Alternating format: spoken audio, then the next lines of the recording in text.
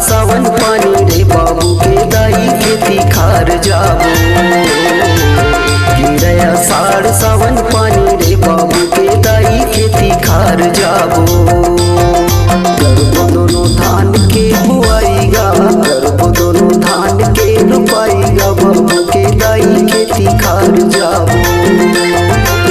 गिरे आषाढ़ सावन पानी रे बाबू के दाई खेती खार जाबो।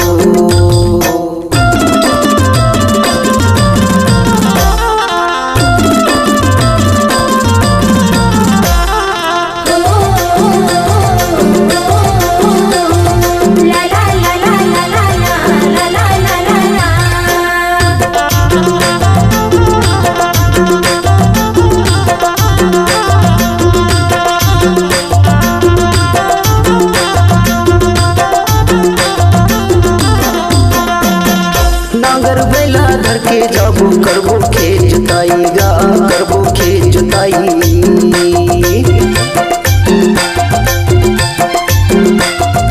आराई 36 धान धर के आबे बाबू के दाईगा, आबे बाबू के दाई।